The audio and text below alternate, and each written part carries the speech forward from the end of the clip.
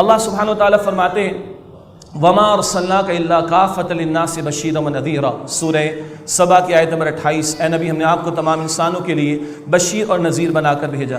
قرآن کہتا ہے سورہ الاعراف آیت نمبر 158 میں قل یا ایھا الناس انی رسول اللہ الیکم جمیعا، اے نبی علیہ السلام فرما دیجئے میں تم سب کی طرف اللہ کا رسول ہوں۔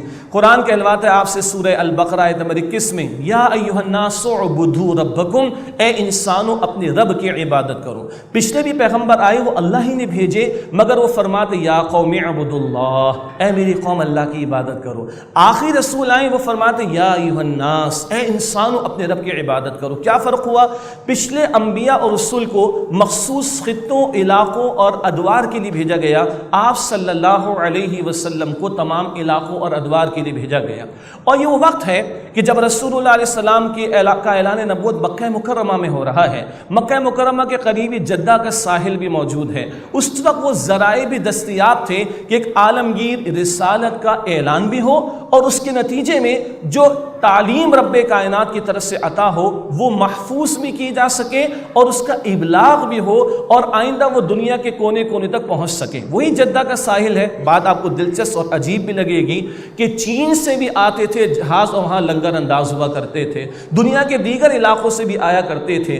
روم سے تو ایک جہاز آیا تھا، باقوم اس کے اندر موجود تھا ایک شخص جس نے وہ لکڑیاں وغیرہ فراہم کی تھی اور معمار کی جو ایکسپرٹیز فراہم کی تھی۔ جب رسول اللہ علیہ السلام 35 برس کے ہوئے اور حجر اسود کو نصب کیا جانا اور خانہ کعبہ کے از سر نو تعمیر کرنے کا موقع آیا تو یہ دنیا کے دیگر علاقوں سے معروف دنیا سے یہ خطہ ملا ہوا تھا۔ چنانچہ وہ نقطہ ہے جب اللہ کے پیغمبر علیہ السلام آخری رسول کی حیثیت میں آئے، عربوں کو اللہ نے وہ حافظہ بھی عطا فرمایا۔ اس کی تفصیل میں جانے کا موقع نہیں کہ جس حافظے کی ضرورت تھی آخری پیغام کو محفوظ رکھنے کے لیے بھی، گو کہ قرآن اور حدیث کی تعلیم فقط حفظ سے ہی ہم تک نہیں پہنچی، کتابت سے بھی پہنچی ہے، تعلیم سے بھی پہنچی ہے اور عمل سے بھی پہنچی ہے۔ تو وہ وقت ہے جب رسول اللہ کی رسالت یعنی آپ کا اعلان نبوت ہوا، جب معروف دنیا کے علاقوں تک آخری اس پیغام کا پہنچنا ممکن تھا۔ چنانچہ سیدنا عمر فاروق کا دور رضی اللہ عنہ 22 لاکھ مربع میل ہمارے پاس ہے۔